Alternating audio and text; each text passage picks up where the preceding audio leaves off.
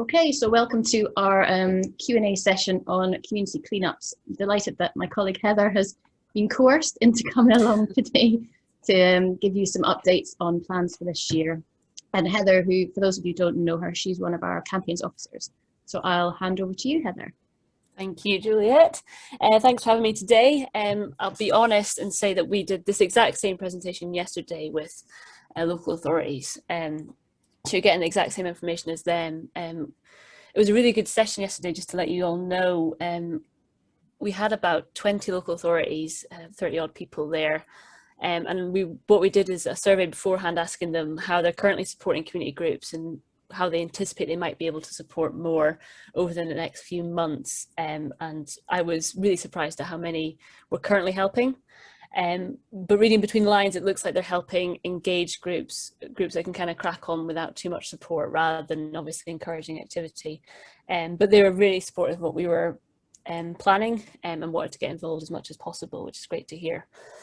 So today I thought I'd very quickly just give you an update on the report we published last November and the progress we've made with that. So that was a report titled Time for a New Approach to Tackling Litter. And then I thought I'd set the scene just to let you know that we're not starry-eyed. We're planning this with the understanding that there's more going on in the world, and we obviously want to complement that and bring this together as part of the recovery. And then what our plans are for the alternative spring clean. There is a slide that will come up that's quite heavy with text, but it really is just a calendar of activities that our team I'm on, myself and Georgina, in terms of the campaigns, have planned. So you know, they're all kind of working together. And then finally, I guess it'd be nice to hear from you guys where your groups are at. Do you feel comfortable with sort of thinking about litter picks again and bringing out groups outdoors to do stuff too? So Time for a New Approach to Tackling Litter was our report, as I said, published in November. What we did, it's sort of in place of the normal report we do that is LEQ in decline, local environmental quality in decline. That's usually very negative. The last one had a sort of grey and black front cover and uses the LEAMS data we collect over the last couple of years to talk about how litter, dog fouling, fly tipping is getting worse. This year, given the situation we're all in with the pandemic, the talk of a green recovery, with COP coming to the country this year, we sort of changed tack a little bit. And obviously we've been about for a long time. We've done LEAMS for over 10 years. So it's clear that we need to sort of rethink how we're all tackling litter and sort of going forward, what does that mean? So we had 7 asks in the report. And this report, before it was published, went to Zero Waste Scotland, who supported it, and the Scottish Government, who gave us a firm nod as to what we were asking. And some aspects have been progressed with the Scottish Government too. So all local authorities and all public agencies have had this and broadly support it. What we're asking for really, just to highlight a few things, is we understand that we can't continue litter picking and that local authorities, because of budgets, are reducing what they can do in terms of litter picking. We need to really think about behaviour change and litter prevention. So we've highlighted that we need to think about this and have a fund available to trial out bits and bobs, whether that's infrastructure or changes to the information we're cascading out. I will highlight that the 7 asks we have are what we would like to do, not stuff we have funds to do. And what we really want, obviously, is someone to give us the money to do all this. We pulled out that enforcement's an issue that very few people can tackle, but it's always an elephant in the room when we're talking about environmental quality. We know it's a failing model. The number of fines handed out each year is decreasing, not that littering is, and less than 50% are usually paid. So it's obviously not a deterrent like it is. And quite often we don't talk about it because we obviously don't want people to not litter because they're scared of a fine. We want them to not do it because they care about the places they live in. But there is a minority who need that extra kick, the stick approach rather than the carrot, I guess. So we need to really look into that. But the good news is that point 1, having a litter summit to really think about the strategy, which is now over a year out of date, is going to happen. That's happening in March. So it's a small summit behind closed doors, but what I think the outcomes will be is to publish the review of the strategy and sort of outline a plan of how to take forward the review and the new litter strategy, which ties in the marine litter strategy as well. So hopefully that'll have some good news. I guess what's kind of holding stuff up a little bit is obviously the pandemic, but also the elections this year too. So we're hoping that post-elections we can sort of get moving on some of these things. So setting the scene a little bit, we know that we're in a state of lockdown and there's travel restrictions and they are going to continue. I can't really work out what will happen on the 5th of April. It sounds like the stay-at-home message will stop, but equally we'll be in tier 4, so we still will have restrictions in place in terms of leaving our local area. We know that we still probably will be able to have mass gatherings. We know we're competing with other stakeholders within this space, but more broadly as well. And we know there's elections happening, which means local authorities who are already under a lot of pressure will have that on top of them as well. So with that in mind, we are still planning for a spring clean. We know that we have groups like yourselves and other individuals who want that, and likewise we have partners across the UK who are going to have a spring clean, so we don't want to not have one in Scotland. Before Christmas we had planned a wake-up week, a designated week, to sort of bring everyone out of hibernation, to start thinking about spring, and to use it as a sort of platform to launch the delayed spring clean, and we're calling it a summer clean in Scotland. But given the ongoing levels of restrictions, we're not going to have a designated week. We're going to use it as a comms focus for the full month of March. Up until now, we haven't really been encouraging any activity at all, but I think from March, we're going to be celebrating what's happening, sharing more through our Facebook and social media channels, and have some sort of blogs going out to sort of start the process off again and encourage sort of light touch activities. So that's sort of the bottom-up approach in terms of supporting community effort, but obviously also at the same time, we've got the strategic approach with the Litter Summit happening too. So that's March.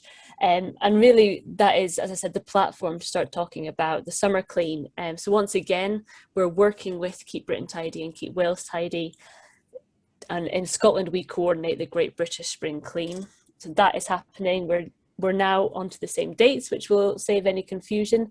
So both are launching on the 28th of May. They're going until 30th of June. We're extending that to take advantage of the Euros and have an active travel sort of week. But the summer clean and spring clean are the same thing ultimately in Scotland. Working with Keep Britain Tidy and Keep Wales Tidy means we benefit from the partnerships they have. So the Daily Mail will have a launch of all of this on the 20th of March. And from that date, they want to have a series of good news stories. So this means that in Scotland, the Scottish Daily Mail should come to us and use our stories rather than anything from Keep Britain Tidy.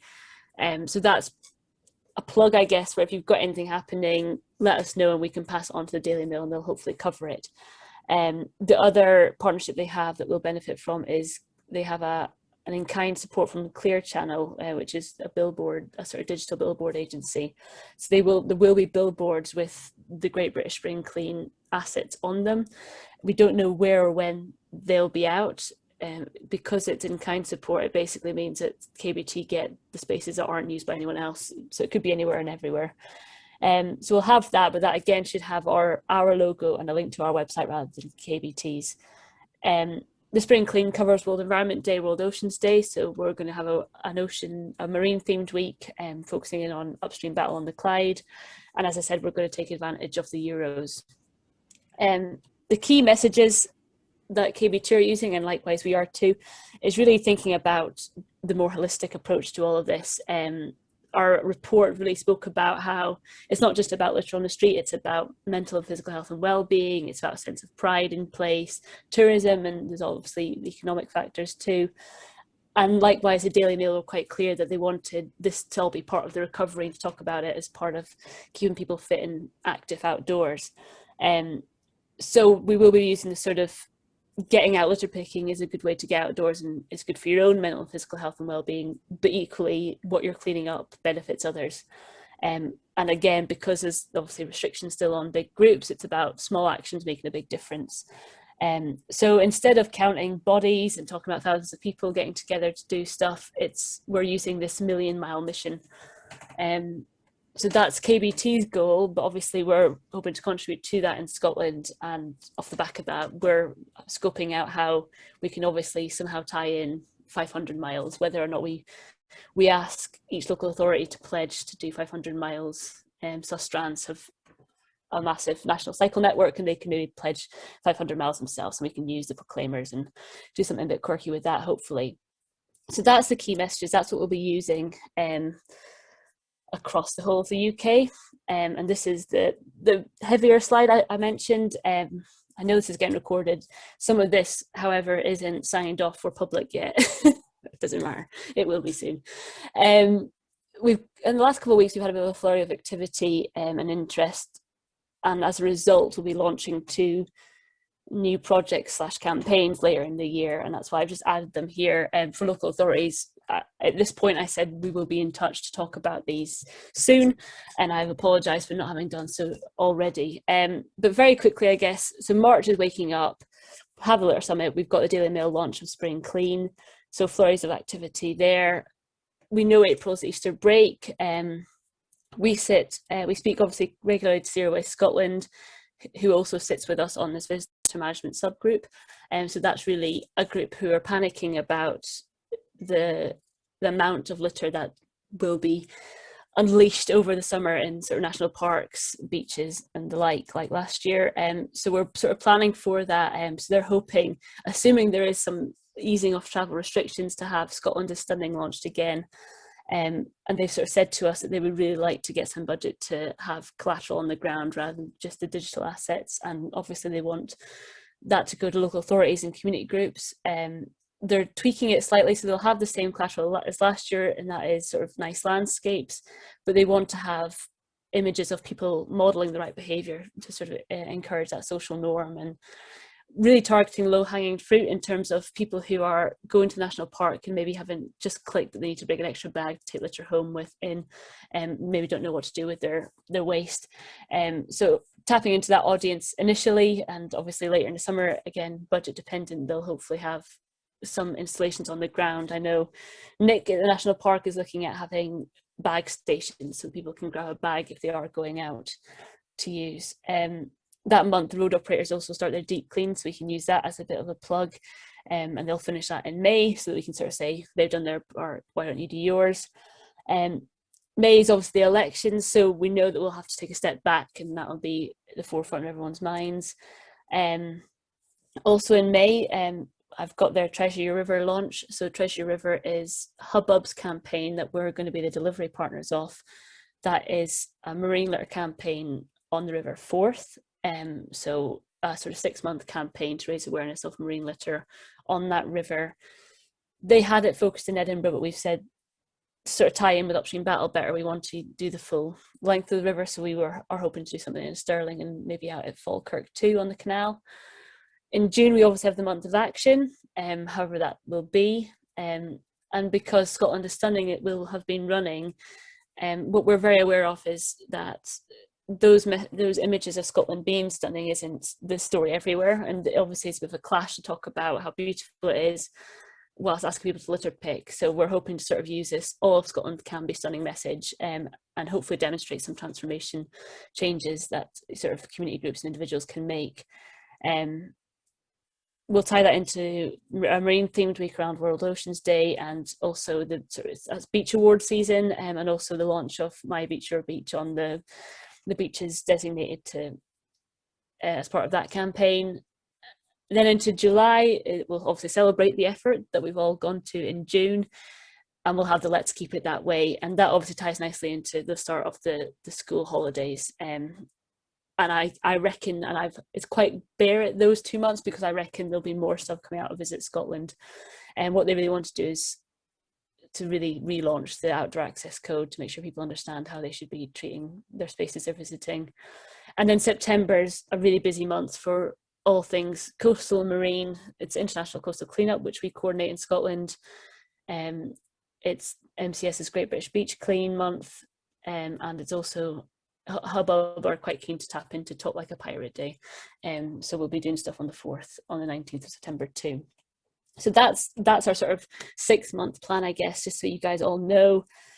The other thing we are looking to launch is softly launch Upstream Battle on the Tay. So that's currently on the Clyde and will be on the Clyde until November. But we're hoping to think about recruiting anchor groups in Tayside from August, September. So that covers Dundee, Fife, Perth and Kinross, and some of Angus too. So again, we'll let you know what the crack is with that campaign when we've got everything signed off, but that we are hoping to take that forward, which means we've got 3 rivers ticked off in Scotland, which is great too. So I guess the final slide really, over to you guys. Really, I really like to hear how you feel about all this. I'm really optimistic and maybe a bit too sparkly-eyed sometimes, and I need to rein myself in. I quite like to think whenever I'm listening to the First Minister that she's going to tell me I can go to a pub next month. So I know I could be too optimistic and think more is going to be possible in June. So yeah, how does this make you feel? Is this a bit worrying for you? Do you think your group are interested in doing something, whatever they're able to do? Have you got interest in your communities? I'm still getting a lot of individuals messaging me about trying to get involved with groups and how they can do that safely, which is great to hear. And what do you need? As I said, the local authorities did say they were helping with equipment, but I think that means that they handed it out to groups that were engaged. And no doubt, I don't think equipment will be possible from local authorities in the near future, but hopefully uplifts will be. We've obviously got our hubs, but should we look at maybe extending that if we've got budget? Yeah, kind of over to you. What do you guys need? What do you want from us? How does it make you feel? I'll stop sharing now. Thanks, Heather. So much work in the plan. It's amazing because I don't know it all either. So it's good for me to see it all. I'm just going to see if there's any.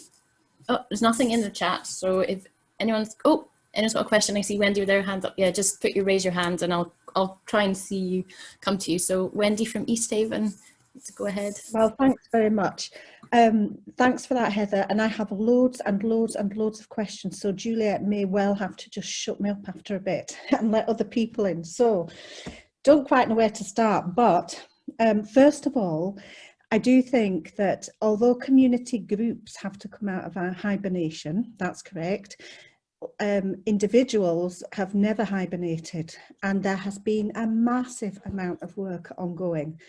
So our first question that I would like to ask Heather is, when you spoke to the local authorities in the meeting yesterday, was there any particular concern about the levels and the gravity of the situation that we're facing in terms of current littering? So yeah, we got stuck in a rut talking about secondary schools. That was the first thing mentioned. And we are not tackling schools at all and focusing on schools at all with this, because we know they've got a massive other things to sort of concentrate on. But we highlighted that as something we want to look at post-summer. So secondary school litter is something we want to look at. I think, speaking to our education team, there's been issues with antisocial behaviour from schools. That was always an issue, but it's been more of an issue since lockdown because they haven't been going to the schools. We think they've had a less of a sense of place. They're not really connecting with the area their schools are in. So I think that the government and our education team are really looking at how to create that for secondary schools. In terms of litter, I think the main thing we got back was that their teams are, the percentages of capacity reduction is quite scary sometimes in terms of people having to isolate or off with sickness, and equally those who can be in a cab when out sort of litter picking or collecting bin bags. So that's a big concern.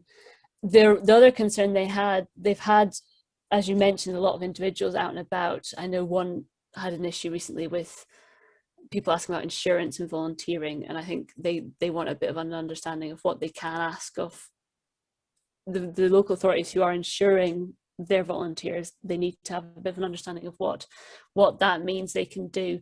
Because I know when the restrictions, when we were in a tiered system, we obviously had the number of people you can meet outdoors and however many households, but there was a second section that was, if you're volunteering, you can meet up to 15 people rather than 8. For us, that was for other insured groups who have risk assessments in place, insurance in place, and we're obviously wearing PPE. And we also kind of saw that as people volunteering as part of the pandemic, whether that be with food banks or with caring. So I know the local authorities are getting quite a lot of questions being asked of them as to what that means for them. Okay. One of the things that I just wanted to say is that the level of littering that we're seeing, and especially, I mean, at the moment, none of us are going very far from home, but I had cause to drive 40 miles recently towards Perth, and I was deeply, deeply shocked at the level of littering along road verges and everything. It was absolutely horrendous. Now, what's happened over the last, I would say last month, is that I've probably been approached by maybe 10 new individuals wanting to litter pick. So I have used the entire stock from the KSB hub.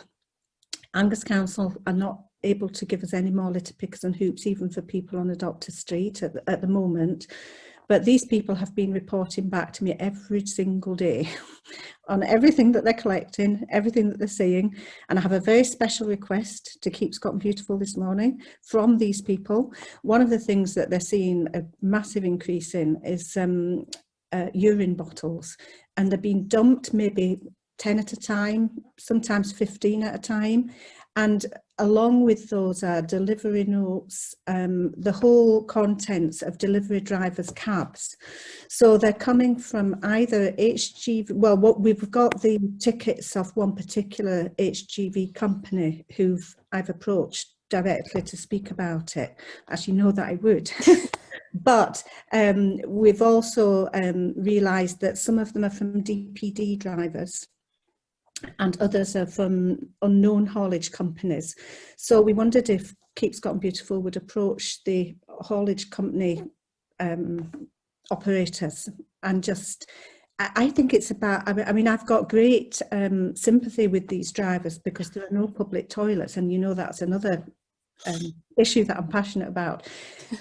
But I believe there's a responsibility on haulage companies to be saying to their drivers, look, you need to have bottles in the cabs because you're going to need to go to the toilet. Mm-hmm. But what do they do with these bottles? And they need to be saying they must come back here or they must go to this point because they're leaving them. Now that's one thing. Now the second thing that has led to, now this is just in Angus, we've always encouraged people that are litter picking to bring back, either put the bags into accessible bins or to bring them back home, and they can have stickers and they can get extra uplifts from their own home. But what people are actually collecting is so much more contaminated than in previous years. People are not willing to do that. Now that risks, because they're having to leave it at particular points, it's something Angus Council are not keen on, so I really need to have a lot more discussion with them, but we need to make sure that people are not necessarily having to take it in their cars, and that local authorities are willing to come and collect it. Now, yesterday, a number of people got in contact with me from Canoosti saying that they want me to organise a big clean-up in March for everybody in Canoosti on land, not on the beach. And they want people going out on their own, and they want them to do road verges, etc. So I can do that, but we would be doing it in terms of people taking responsibility for their own safety and wearing, make it safe, make it fun, and wear luminous jackets and things like that. They want to call it Canoosti Matters. But I think what I'll have to do is make it into a partnership event with the local authority, because they're going to have vehicles out on that day to pick up all the bags, because the amount is just immense. So yeah, so there's all of that, and I'll shut up just now. I did have other questions, but I'll shut up just now and let other people speak. Thank you. You can always get in touch with Heather directly for anything that doesn't get answered today. I did see some other hands up earlier. Marjorie, do you want to come in? Oh, you're on mute just now, Marjorie. You just unmute. Okay, a quick question. I don't know if you can answer it, Heather, but it would be useful to know if our local authority attended your meeting, South Lanarkshire. Are you able to tell us? Yeah, what we said to them as part of the survey was that we wouldn't cascade the results. Obviously, we weren't ever going to hold them. to account. But yeah, South Lanarkshire were there. Emma Berry was there from South Lanarkshire. No, it's good to hear, because we Yep. have getting, I mean, I know I'm in Aberdeen, but Mhm. there's been quite a lot of litter picking by individuals carrying on. Mhm. And Yeah. I'm in touch with the local authority, and they are supportive, picking it up. They're very good. And just a positive, on a positive note, I heard from some of my pals just a week ago that Amy did a litter pick all round the Wraith interchange of the cycle routes, etc. there, which was really good news. And a team of 6 from Brighter Bothwell, who stay in a nearby road, you know, which is links to some of these paths, went out and just on the off chance did a litter pick. So I was delighted to hear about Amy doing it, because it's an area that we often have litter picked, you know, for the whatever you called it in the past. What was that campaign? I've forgotten. But the one Upstream when battle. the roadside litter or Oh, whatever. there's a Yes. yeah. So on Wendy's note as well. There I'll speak to Georgina, who used to run the Roadside Litter campaign, and now it sits under Clean Up Scotland, so it's my responsibility. But she had connections with the haulage drivers, so we can see where we were at with that. Bear and Amy are going to support the Spring Clean. As I said, they've got Deep Clean scheduled, so they'll just use that as part of a sort of comms campaign to highlight how much they are picking up off the roadsides. As part of the new contracts they have with the Scottish Government, they have to count the bags they collect, which means we've got a great output to use. So we will have a sort of a focus on roadside litter, and I know one of the councils highlighted an issue they had recently with individuals, volunteers picking up on a really dangerous road. So we want to kind of highlight that roadside litter is so complex, because we know you guys can't get out and pick it up as easily and as safely. And in terms of uplift, that was the one thing we said at local authorities we need them to step up to do, because we know that we can't ask people to use their own bins. I live on my own, so I can, but other people don't have the space. And it sounded like that would be the first thing that would return. Or they'd work out. I said to them, would it make more sense for you guys to have your own designated week of actions, like you've sort of highlighted, Wendy? I know Angus quite often do that as part of the coastal partnership work, and Renfrewshire do the same thing. So we said to them, would it make sense for you to have a designated week of action within our summer clean, so that you can really concentrate effort? And it looked like there was a lot of nods, so I think they're going to go away and think about that, so that they can support the best they can. Thanks. Thanks, Heather. John, you've got your hand up.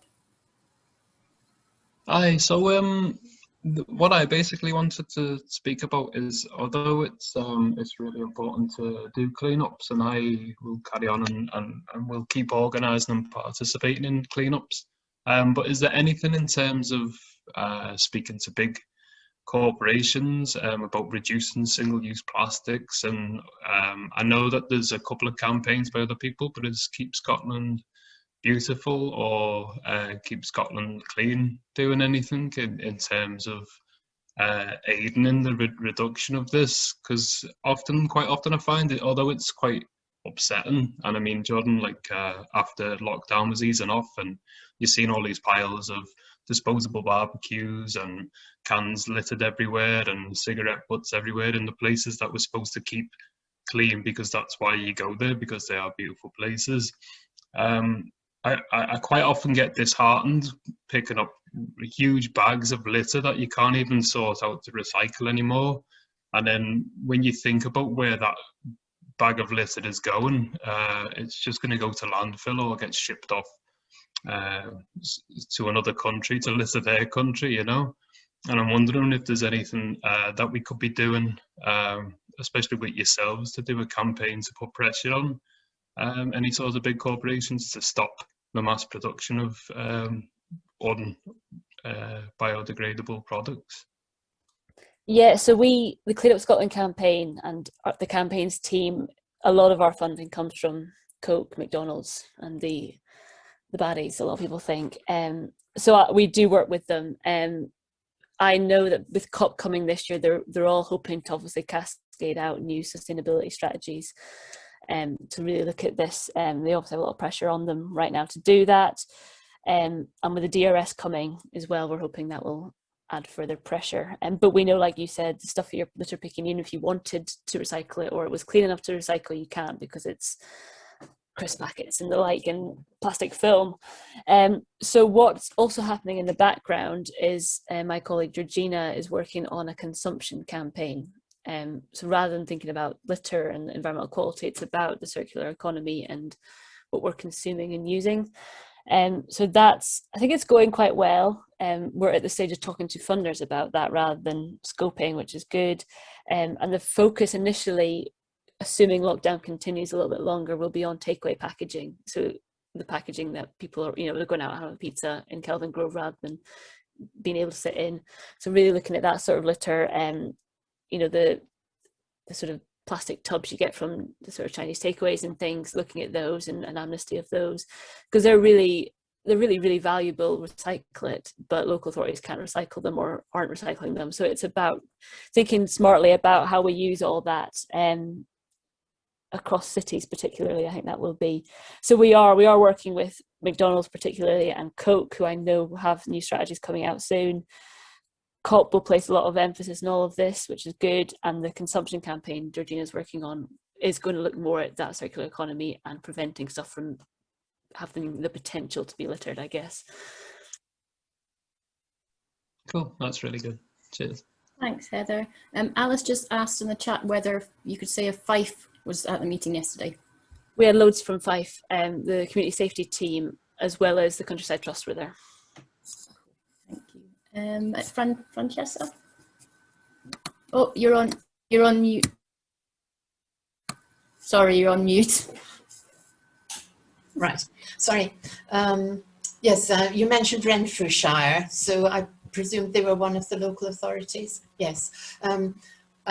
We have a community group, and people can do a distanced litter pick, because it's a village and one person goes to the end of one road and one person takes up and goes along, and we have some equipment. But what I was going to ask about was any publicity materials available from Keep Scotland Beautiful, so we could put up posters.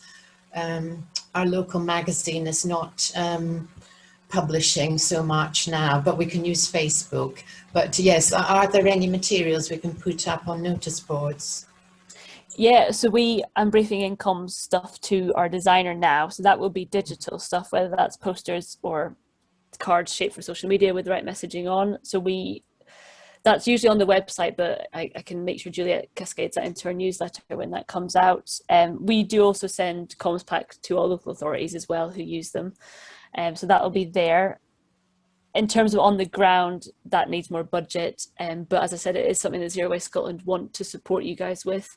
I think they see the value in having bin wraps, lamppost wraps, whatever it may be, on the ground to encourage responsible behaviour. So I know they're looking at that budget, and that would be coordinated. By the sounds of it, they would give us the money to coordinate that with you guys, because they know that we've got this network. So that usually always comes to It's Your Neighbourhood Beautiful Scotland groups first.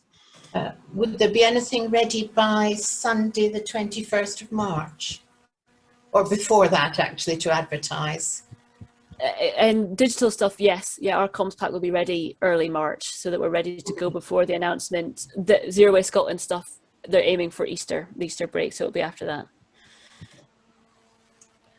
And would you advise us to go ahead on the 21st, or do you think we should change the date? So is that for a distanced litter pick? We usually call it spring clean, and it's usually in March. But yeah. No, yeah, I think that'll be the weekend the Daily Mail will launch, and they might actually then say to me, "Have you got a nice story that we can cover?" So there could be a link. If you're doing something, it'd be nice to know so that we can tell the Daily Mail there's a group actually going out today, safely doing it. Yeah, that could be possible. That would be quite a nice thing to maybe hook in with, to make sure Daily Mail cover. And it could be the first thing we share, I guess, as part of our sort of comms push towards the designated summer clean. We know it's important for you guys to get out earlier.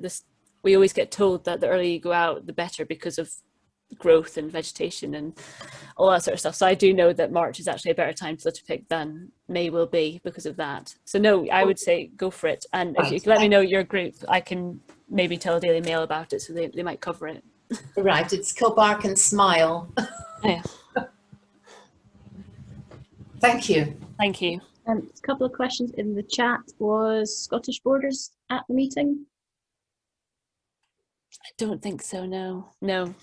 I haven't got a good contact for Scottish Borders, so if anyone has, a warden, a community safety officer, I'd be really good to hear who that is, in case I've been sending emails to a comms officer or a waste contract officer or something. Stephen, who asked the question, do you have a good contact? Well, maybe he's not here anymore. Okay. Oh, Joe, sorry, you've got your hand up. Did you have a good contact in the Borders Council? No, I'm afraid not. No. Oh, I was just got a couple of questions in the chat, and then we'll come back to you. David, Philip, you had a question that you put in the chat. Do you want to? Oh, sorry. Do you want to unmute yourself and ask the question?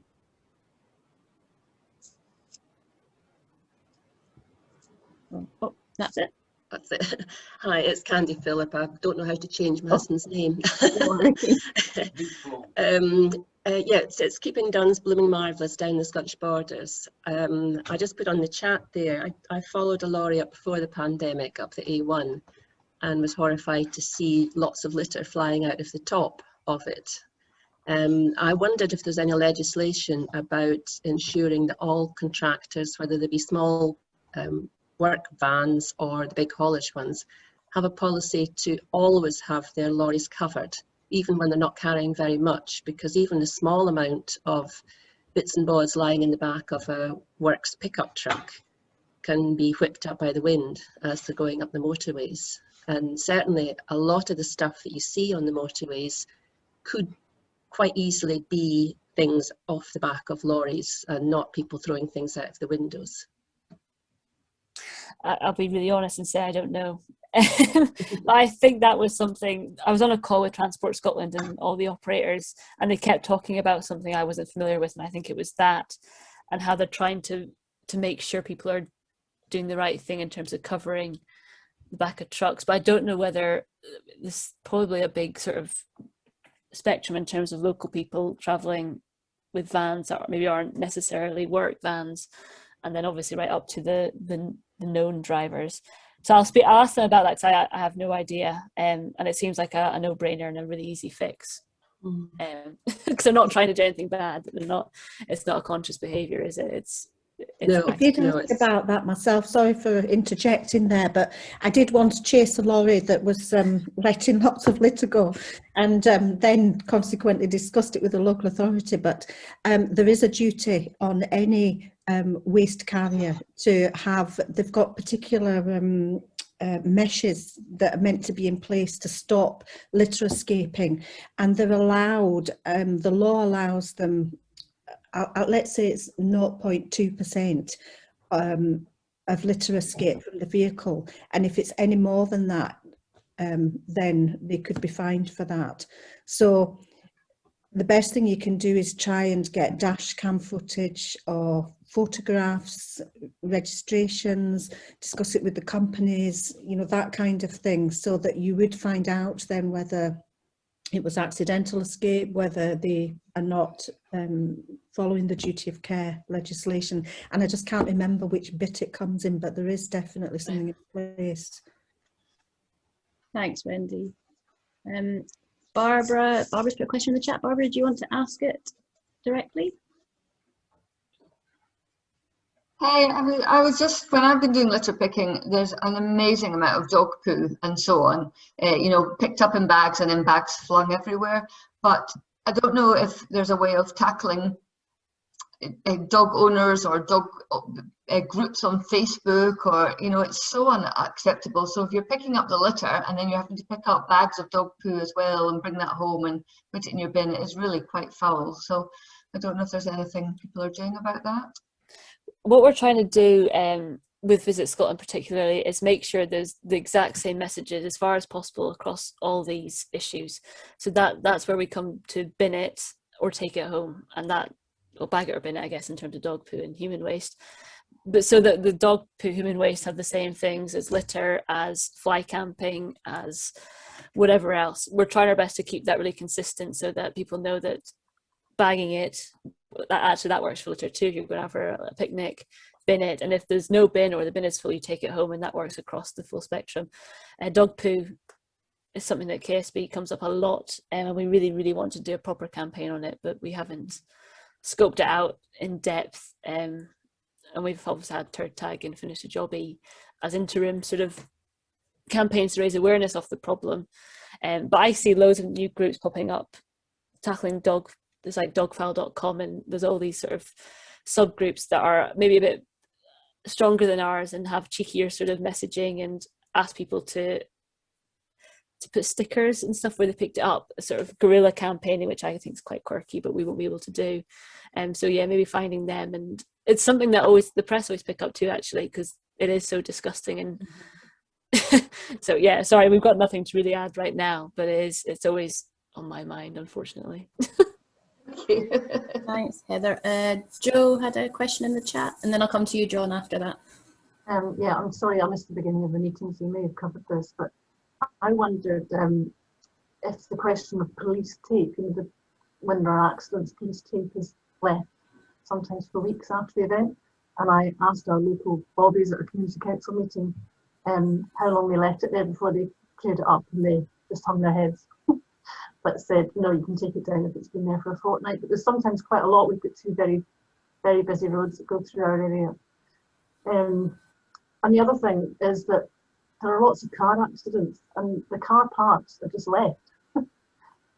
Bits of, I don't know, all sorts of bits of plastic and glass. And I just thought that the person that was involved in the accident would be culpable for that. That near us, they've knocked down a wall recently, and there are bits of rubble still on the road, even though I've reported it. And there's massive amounts of plastic and glass from the accident. And who's responsible for that? Again, that amazes me that police tape's left up, considering that's a public agency. That really amazes me. And you wouldn't, as a community group, you can't take that down because you don't know. I would never think to take police tape down, because I assume it's there for a reason, but obviously it's been left there without a reason behind it. So I'm kind of gobsmacked at that, to be honest. And parts of a car beyond the littering aspect, if it's on the road, that's really dangerous too. So again, I would have thought the police would have had to clear that if obviously the driver or the car owner couldn't. But yeah, I've never come across that before, but nor am I surprised. It's not necessarily on the road though, it's often just at the edge, on the verge, and we've got a lot of country roads, lots we have, and it's just scattered into the verge and amongst the trees, and it's quite difficult to reach. Yeah, heavy, heavy and sharp, yeah. No, I'm sorry. I haven't got anything to add to that one. So perhaps the police could be asked about those 2 things. Yeah, absolutely. I'll scribble it down and again ask, but even if it's Transport Scotland, what they have, how their understanding of it is before going to the police.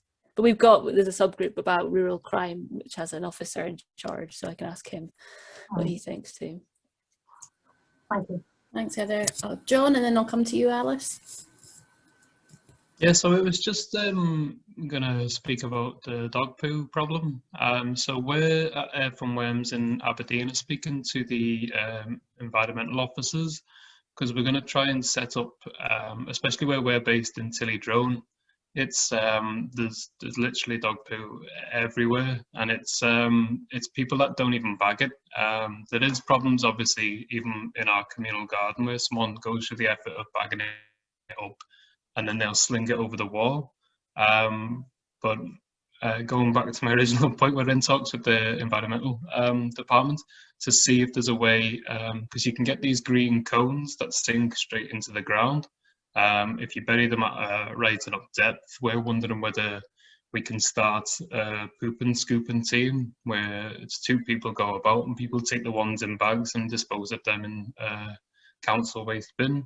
And the stuff that's not bagged could potentially go into this green cone system where it just heats up to a certain point and gets liquefied and then drains away into the subsoil.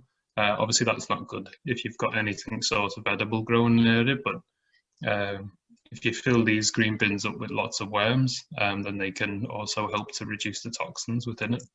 It's just a thought. I know that's probably not what you're wanting to do, Barbara, but maybe it's something that you could also try and promote in your area. And then as you go about, it makes people, I think if someone's policing it and there's a presence of people going about and picking it up, maybe then people have second thoughts about leaving it in the first place. Heather, do you want to come in on that at all? I've just let me know how you get on with that, really, because that sounds pretty. I've never heard of these cones either. It sounds pretty cool. And yeah, I guess as you said, if you're on the ground, people see it, so it's a bit of a social norm. Promotion there of the fact that people do care in Tillydrone. Tillydrone is quite an active area anyway. It's always a shame to hear that it's still being badly littered and dog fouled. But yeah, just let us know, because that would be something I wouldn't mind promoting. And if it works, scaling it up. That's kind of where we're at with dog fouling. If something's worked, let's really sort of highlight that and see if we can get some funding to cascade it out elsewhere. Cool, thanks Heather. Alice, you had a question? Yes, thank you, and good morning. Heather, from your meeting yesterday, I'm quite curious about this, and I'll have to pursue it and find out myself a bit more. We get really good support from our local authority, I have to say. But regarding the littering, we've tried various projects, as I'm sure we've all done.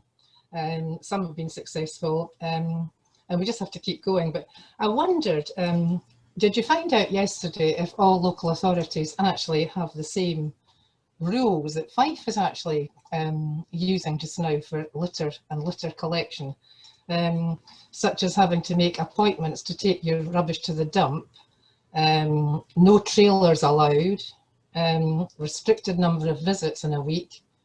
I know it's a fact that, you know, they've got constraints with the pandemic, that, you know, they've got fewer resources, but all of that to me seems to have actually exacerbated the fly tipping, that people just can't be bothered and they're away dumping it elsewhere instead. But I'm just curious to know, are all authorities following the same sort of system? No, this is this is one of the biggest problems we have, I think. And it's the same, we all know that the recycling bins are different in every local authority, but likewise the structures are all completely different. So some will ensure volunteers, some won't ensure volunteers, and again, the issue that one had was that everything sat in a waste team, so it wasn't community safety orientated, it was just sort of handing out sticks and arranging uplifts. Others, like Fife, are community safety teams, and some provide risk assessments and are on site for the whole litter pick. It's a bit of a minefield. It's all very, very different, and what we were asked was to try and work out what seems to work best in terms of, is it a ordinal approach, again, like Renfrewshire would have, and how to get the most out of community safety teams to make sure that it's all about volunteering and the community rather than about waste collection. The uplift thing, it gets quite complex because of the difference across local authorities. You know, Aberdeen City, for instance, are very good. Because it's a small area, they can send out vans as and when someone sort of messages them, I guess, because there's vans everywhere. Whereas the Shire, the Highland Council, and probably Fife too, because it's so big, they have to try and make it as part of a route that someone's already on, and I think that's the issue with uplifts. So I think there's some groups that can maybe get a bit smart about that, and on a Friday there's the uplift of all these public bins, so on Friday we can leave something beside a public bin, whereas on a Monday we better not, because it's a couple of days either side. So no, the quick answer is they're all very different. And I know even internally at KSB, I'll have a different contact to Juliet sometimes, who's got a different contact to the award managers, who has a different contact to Brian, who does LEAMS and the surveys, or sometimes it's the exact same person who just does everything. So it's really confusing. Thanks, Heather. John from Horizon, you put a question in the chat. Do you want to ask it directly? Oh, you're on mute. There we go. Sorry. It's fascinating, not fascinating, it's actually quite shameful that we all face the same problems with litter and messing. On the topic of dog poo, like everything else, it's about changing behaviours. And I just had the thought, has anybody used any form of water-soluble luminescent spray to actually highlight where dog poo may be sitting. Not quite naming and shaming, but I mean, it is quite disgusting when you see children on bikes running around areas where there is mess. That's the question. Any form of luminescent spray, and what's the thought of using that? We've certainly done that in East Haven from time to time. Well, in fact, right along the coast here in Angus.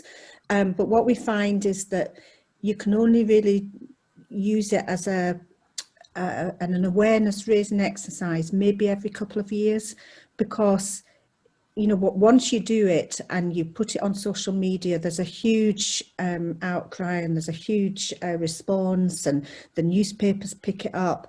But if you were to continue doing it over a long period, it would mean nothing after a while. People would just say, oh, it's just dog poo again, you know. But it's certainly, we have certainly found it a useful strategy if it's used at the right time in the right places, but not for too long. And actually, coming out of the pandemic might be a good time to do it, because certainly right across Angus here, we're seeing a massive increase in dog poo, but it's bagged dog poo rather than we obviously have some dog poo which isn't bagged, but I would say the number of bags outweigh that by maybe 2/3, something like that. It's massive. One girl picked up 36 bags yesterday, just over a sort of 200-metre stretch. So, you know, it's huge.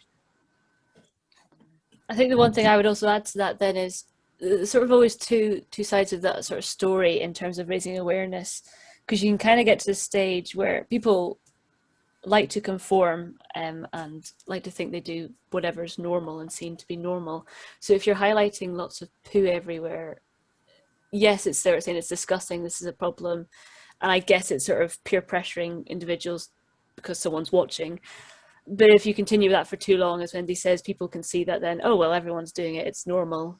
What is my extra poo going to add to this? So I guess it worked, in a quick sort of flash, and this is disgusting, someone's watching you, we're highlighting this. But yeah, stopping it so that it's not becoming just something that's happening everywhere. Yeah, thanks, Heather. John from Earth and Worms, did you have something to add to the dog poo spray? Yeah, so I was staying down at St. Cyrus for quite some time, and there was a guy, an older chap, who was really vigilant with his spraying, and it became a bit of a battle. There was a lot of hostility that was then brought up, and then people whose mess was being highlighted kind of then just done it more in spite of him. It was quite a really painful thing to watch as well. I used to try and help him out, scoop some stuff up and put it away. But yet it's just that I don't think from my experience that I'd recommend doing it. Although it seems like a good idea, in practice it really was quite hostile, and it kind of backfired on him. Thanks, John. There's a couple of things kind of on the back of that in the chat. I'll just read them out just because time. Kinghorn had a successful campaign a few years ago using very shocking posters of a baby just about to lift a handful of dog poo off sand on the beach. It reduced the problem considerably. And then Ray's put, one group used little flags to highlight piles of dog muck, made for good photos and publicity, and highly visible. So thanks for those two. Moving on to a different topic. Joe has put in about, is TerraCycle UK something that is well known and publicised? Joe, do you want to add anything to that, or Heather, do you know what I mean? I think it's big in schools. I think is that not the thing that Kat does, Jules, in terms of crisp bags? That's TerraCycle, isn't it? But I think masses of things now, though. Yeah, so I think they've stopped there was an issue with free collection for us, I think, and it's only schools that can now get free collection or something. Is that right? No. Oh. Well, not that I'm aware of, but no. We've got various things that we recycle in the community, like marigold gloves, and our local pharmacies recycling blister packs. And I think the more you can encourage people to recycle, less littering is likely to be. So we're trying to establish as many recycling points as we can. There's even a space for Ferrero Rocher wrappers and Pringle tins, and they're expanding all the time, and you can raise money for your community. Yes. By doing this as well, so it's a sort of win-win. You can buy back recycled plastic furniture and things like that. So I think I'd encourage everybody to look into it. It's a great scheme. Thanks, Joe. You can either send me the link or I'll Google it and put it in the newsletter. Or if you want to, email me with a little bit of what you're doing, or that would be great. Thank you. I think there was 2 hands raised earlier, but they seem to be down now. So if whoever raised them wants to speak, just unmute. Oh, Louise. Just quickly, because you've talked about dog poo for quite a long time, but I just thought I would share an idea that Blooming Haddington had to hopefully have carried out last year, but because we weren't able to, we had to put it on hold. Not even sure if we'll be able to do it this year. But to raise awareness about the problem that we have in Haddington in certain areas, we were going to hold what was called a poop up cafe. And it would really just be awareness, but also just bringing, information about the dangers of dog poo, hoping to maybe have a vet there at the same time, and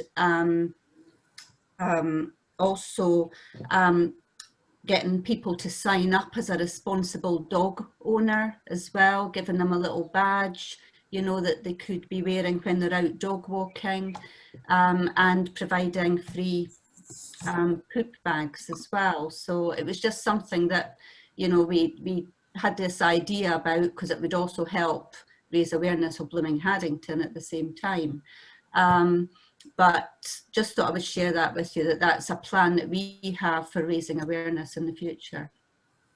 It's a great idea, Louise. Years and years ago, when we used to have money, KSB used to have I think we used to call it a poop scoop roadshow, but we'd do it in partnership with 3 local authorities, and we'd go along and we'd do exactly that. We'd have like information, we'd tie in with the Dogs Trust, and we'd have someone there who was doing free tagging for dogs, and we had a pooper scooter, and my colleague would go around dressed as a dog on a scooter and hand out free bags, and it got a lot of attention. But yes, days of lots of money have kind of gone for us to do that. But yeah, Marjorie. Just following up on that point, and the point about the flags that was made earlier, when you hold your event in Haddington, you might like to put the little flags beside the dog poo, because years ago, before we tried the spray, we had an event such as you're suggesting, and the main street in Bothwell and a few surrounding streets, we went out early in the morning and had little flags beside all the poo, and they were certainly noticeable. But of course, at the end of the day, we had to repeat the little journey and pick up all the poo. But at least that was over in a day, because I agree with what others have said. We've tried the spray, but although it's water soluble, it does take a long time to disappear, and it has its disadvantages too. But I like your idea about the pop-up cafe. So it's Poop Up Cafe. A Poop Up Cafe. Sorry, my hearing's not so good sometimes. Poop Up, oh, that's good, yeah. Thanks. Well, one last one. John, you had something you put in the chat. Did you want to share that by speaking about it? John from Earth and Worms. Thank you. Oh, put up another thing. Or is it a different John? There's too many Johns. Whoever wanted to speak about what they put in the chat, feel free, unmute yourselves. No? No? Oh, okay, Alice, last question then. Sorry, just a quick thing. I personally think that the education side of it, the fact that dog poo is so dangerous, is not, I don't think most people are aware of that. The people who actually allow their dogs to, defecate wherever, I don't think they realise the impact that has on people's health. That might be the better message to actually really push, that it's a health issue, as opposed to just being an antisocial issue. Thanks, Alice. Yeah. Okay, is there Heather, do you want to sum up with anything? Well, I'm also just looking at that stick and flick thing. So yeah, I think raising awareness that it's a problem for us, and then also obviously livestock if they're not wormed and otherwise.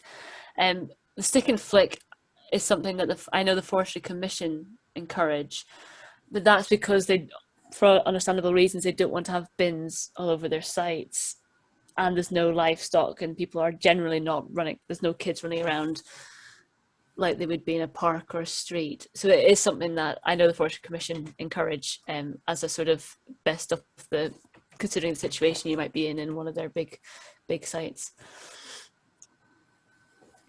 Anything you want to finish up with, Heather, just on everything in general? No, great to hear you're also active. And I would just say if you've ever tried something or you're doing something, just ping it to one of us, because we do want to start sharing all this. And even if I haven't got time to properly write up a case study, it's always good for me to go, oh yeah, someone else has done that. We can connect you with people who are maybe asking the question of what to do. And if someone else has said, I'd fancy doing a poop-up cafe, we can go, oh, speak to Louise. Great, thank you, Heather. And yeah, if you've got any more questions, sorry I didn't come to everything that's in the chat, just drop me an email and I'll connect you with Heather. But yeah, just keep sharing, keep talking, keep asking. And yeah, we'll have, oh, you got the router, great, David. Yeah, enjoy the rest of your day and get out in the sunshine. Yes, And then, yeah, it's lovely to see you all. Thank you, everyone. Thank you very much. Thank you. Bye-bye. Bye. Bye.